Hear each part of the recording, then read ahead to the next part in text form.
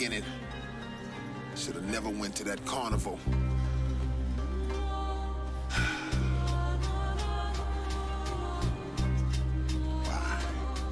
Why? When he told me I wasn't his father, I laid there in shock. I felt betrayed, misled, degraded, and mocked. What you mean? He said, well, I've been slightly dishonest. Said the sorcerer had 2 sons and I was the youngest. You were too emotional to see the patterns and clues. This entire episode wasn't about the guy you fought with, I asked in a rage. He said that was my older brother, that whole fight was staged. Sure enough, the other guy then came into the room. They laughed while contemplating how to render my doom. My fellow SPC members stood against me as well. With all my powers now inside them, I'm empty as hell. They lifted me to my feet, a room they took me into. Every person I ever knew had been kidnapped too. My whole family, and anyone that I could have listed. My soldiers, my loyal assistant, and even the mystic. They had covered every base, every move I could make. So there was no one left to contact to help me escape. Had to give them credit, their methods were out of the norm. Everyone I knew was snatched up and my powers were gone. I'm the one who would need it. For the first time, I felt hopeless, done and defeated. I was fatigued and worn down, but still I was living. But the next day would be the day my fate would be given. Usually, this would be the time I gather my forces. But now I was thoughtless with no resources. I was nauseous, needed something to drink in my hand. But something in me kept pushing me to think of a plan. They had soldiers on the outside guarding the door, a hindrance to any options I could start to explore. Here I was with no plot, no definitive scheme. Had to think on mortal levels and use primitive means. The guards were all around me like a killer convention. One of them was DBX, so I got his attention. I said, listen, it's me, man, we've all been scammed. I've known you for 30 years, can't you see who I am? Think deep, concentrate, am I kinda familiar? All he said was, try to pull a move and I'll kill you. I was wondering how long this evil would last. The iron door was closed shut, but I could see through the glass. In the adjacent room was a large porcelain tank. I remember that it contained a liquid potion I drank. But what I didn't see at the time I drank the fluid was a container with the antidote right next to it. There were 2 men stationed on the outside pacing. Put my face up to the door and heard the whole conversation. One of them said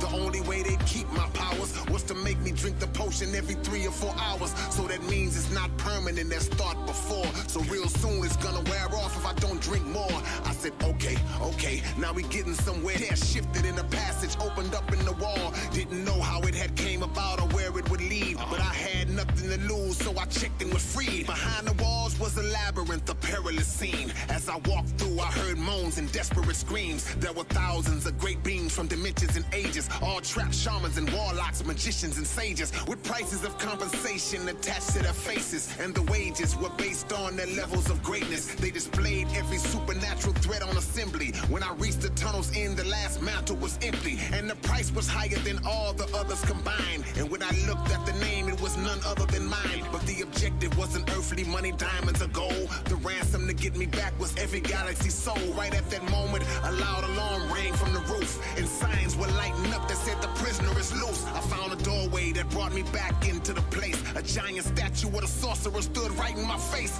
Chills came over my body, the tension emerged. Heard the footsteps of soldiers as they quickly converged. I was surrounded and apprehended, nowhere to run. Made to stand before a council and the sorcerer's sons. Put on trial for destroying him, though I was provoked. On the jury was some past adversaries I smoked. Many of my greatest enemies, felonious crooks, even the wicked overseer who had stolen my books. They were all there together on this one small planet. Not to mention my own allies, spellbound and enchanted. The potion was wearing off, time was almost up. So a hooded soldier walked in with a brand new cup. They were prepared for a stunt just in case I would think it. Needles ready to inject if I pretended to drink it. So I reached out to grab the cup and held it a while. Looked around the whole room as my enemy smiled. It was all over, the great wizard had hit rock bottom. Heard one of my past foes say we finally got him. They laughed loud and evil, excited and friendly. Told me that this final drink would be the one that would end me. I reflected on my whole life, the good and the bad. All the classic great intergalactic wars that I had. After all that, never thought I'd be on the brink.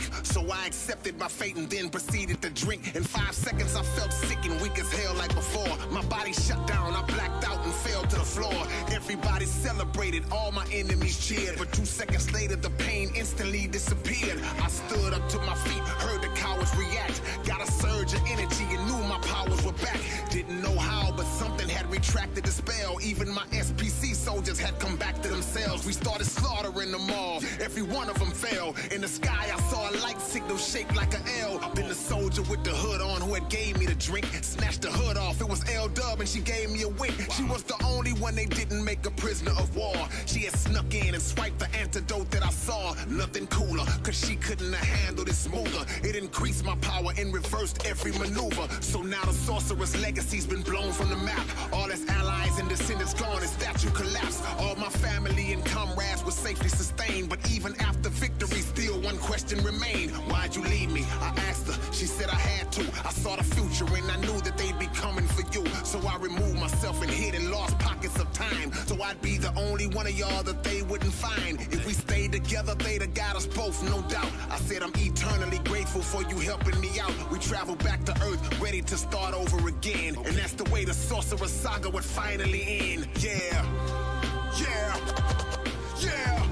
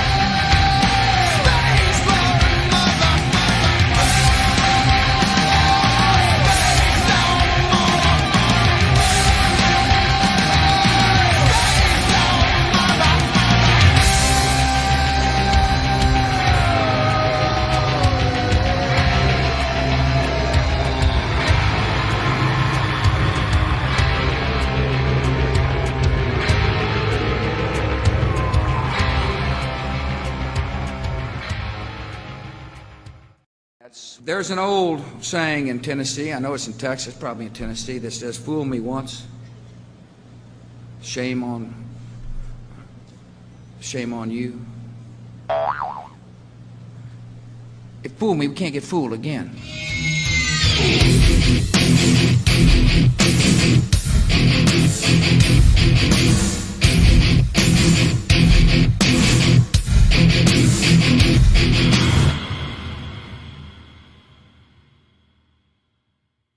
I mean, let's remember here, the people we are fighting today, we funded 20 years ago.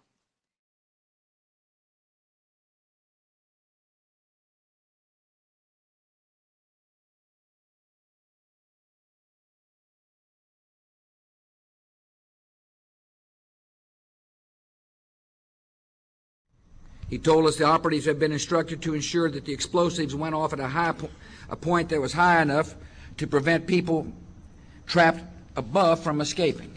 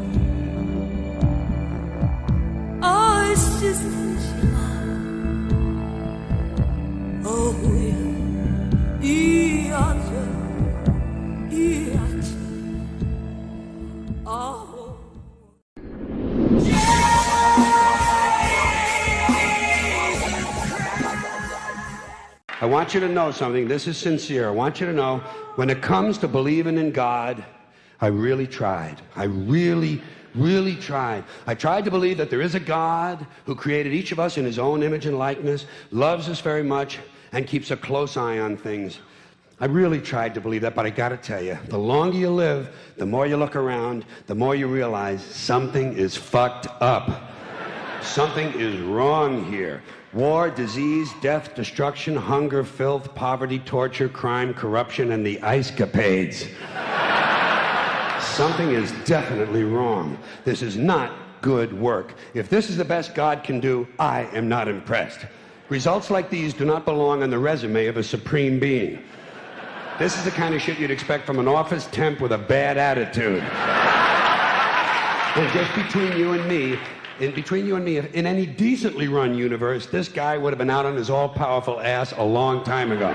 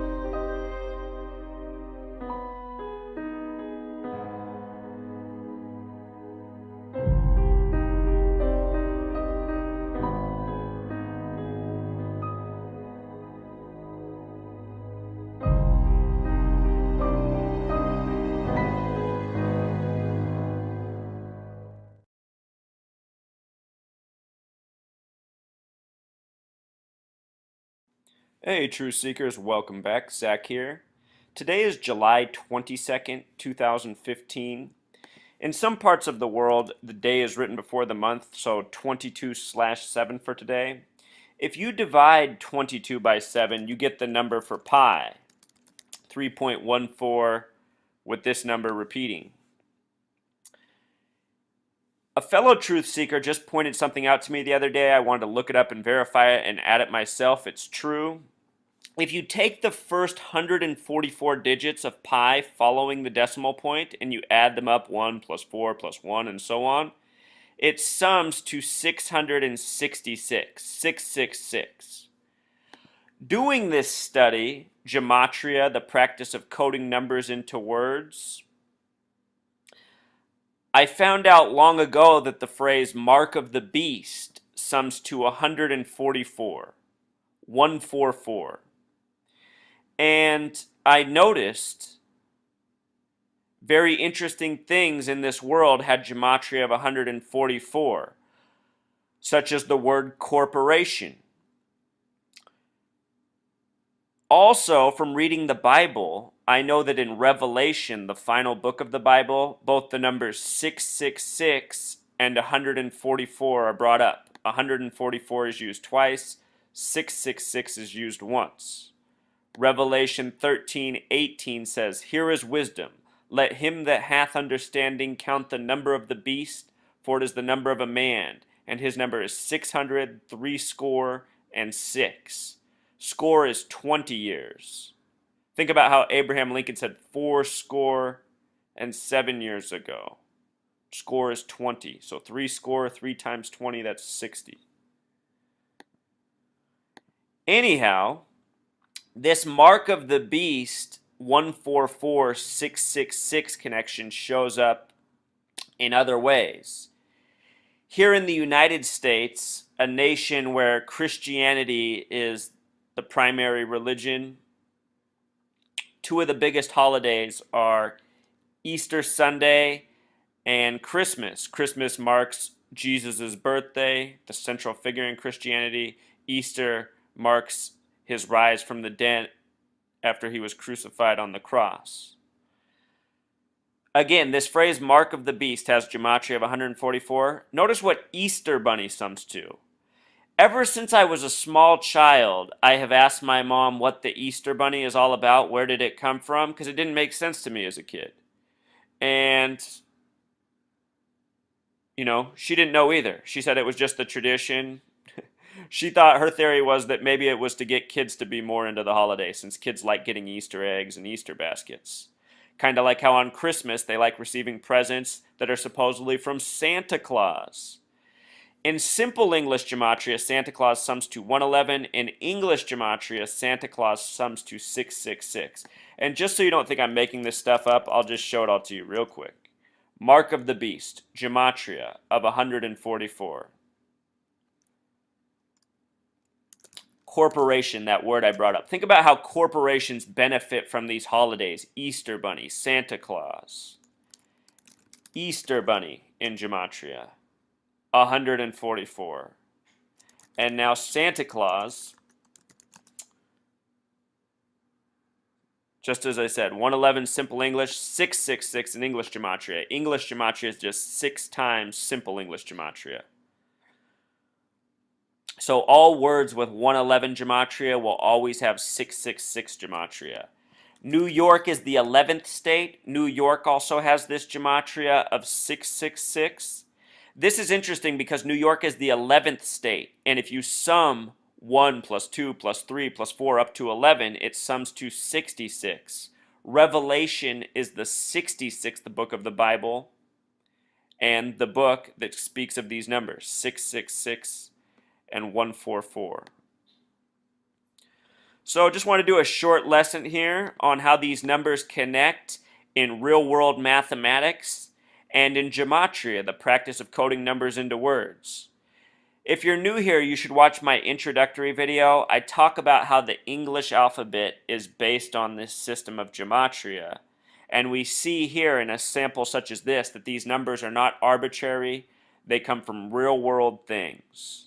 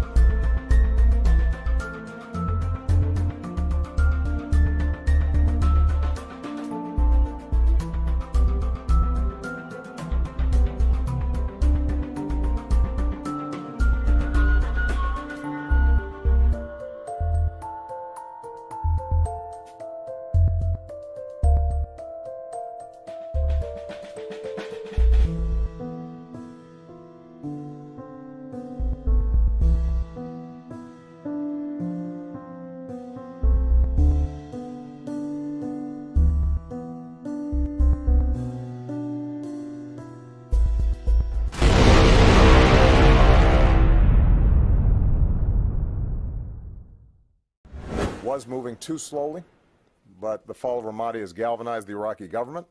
So with the additional steps I ordered last month, we're speeding up training of ISIL forces. We're speeding up training of ISIL forces, including volunteers from Sunni tribes in Anbar province.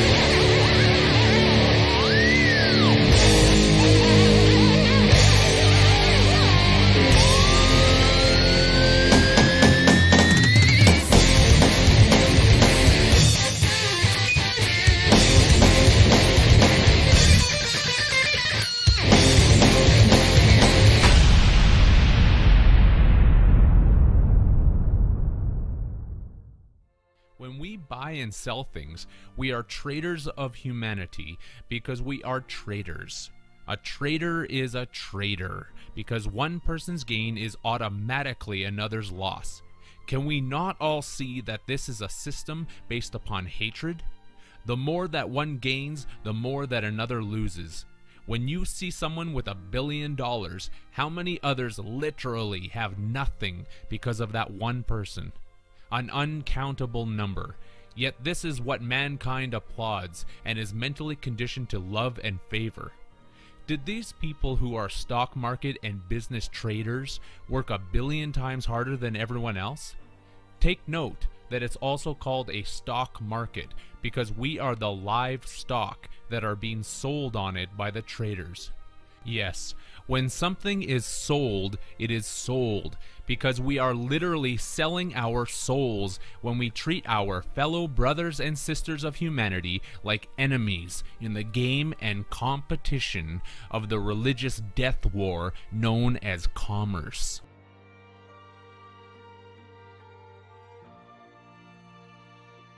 Why is it religious? For every reason. All money is split into denominations, 5s, 10s, 20s, 50s, 100s, and so on. These are the religious, monetary, and moon-eat-terry divisional units that everyone accepts on faith while doing business or business, because we are the busy bees making the money, honey. A denomination in English is a group of religious congregations having distinct faiths. Catholic, Christian, Protestant, Islamic, Buddhist, Jainist, Shinto, 5s, 10s, 20s, 50s, 100s, etc. When someone accepts money, they take it on faith that they will be able to use those same religious units somewhere else. If anyone thinks that they are agnostic or atheistic while still using money, they are literally deluding themselves. Money is the greatest one-world religion that has ever been invented. People are still waiting for the one-world religion to happen. It's already been around for millennia. but the many are too blind to see it in their own experience. Money is simply a metonymy for our energy, and this will become more clear as we move along.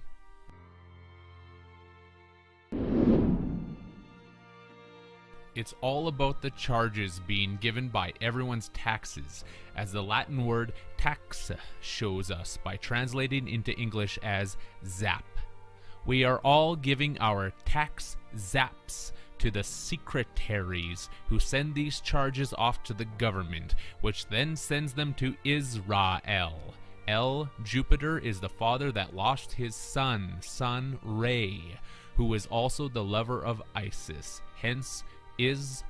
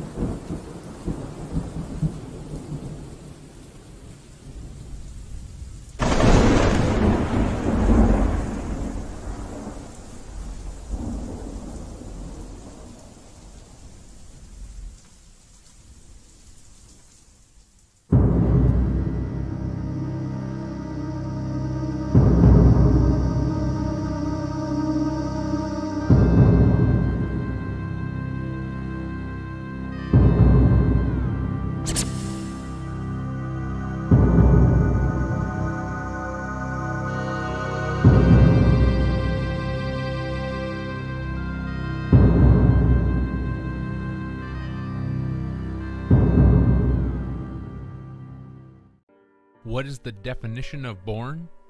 It is the past participle of the word bear, which is the reason that mothers are said to bear children. Children that arrive bare naked into this reality. By definition, to bear something is to also take on the debts of another person. What debts? The price of sin, of course. The price that one pays to be born in sin, the moon. The same moon that also came to rescue you from sin. This is why the Sumerian Anunnaki lord known as Enki said that the first things are the last things. We are born in sin, the moon, and we all die in sin, again the moon. This is the basis for the white light program that people see at their death when they are welcomed by the false representation of their loved ones. The terminal that everyone goes to during their departure from this reality.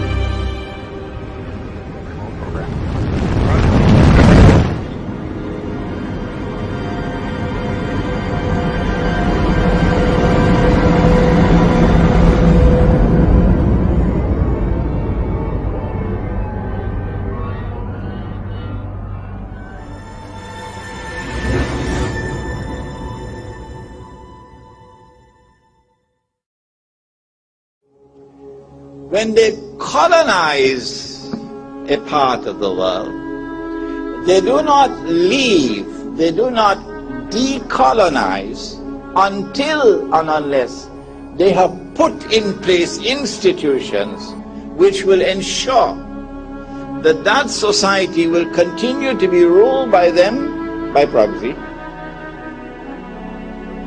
and in the process they seek to transform the rest of mankind into carbon copies of themselves. This never happened before in history. If I do not seek to understand what's happening here, then I've got peanuts in my head. When will I wake up?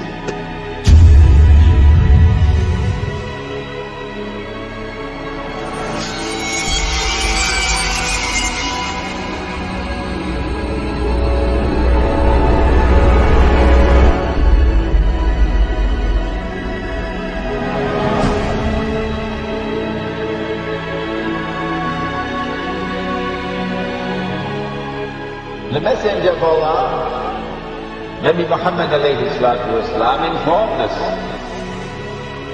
of the release of Dajjal into the world during his lifetime. During his lifetime. He went on to say that when Dajjal is released into the world, he would live on earth for 40 days. One day like a year, one day like a month, one day like a week, and the rest of his days like your days. The analysis conducted in this book is such that it argues that when Dajjal was in a day which is like a year, Britain was his headquarters. And when Dajjal moved to a day which is like a month, the United States of America became his headquarters.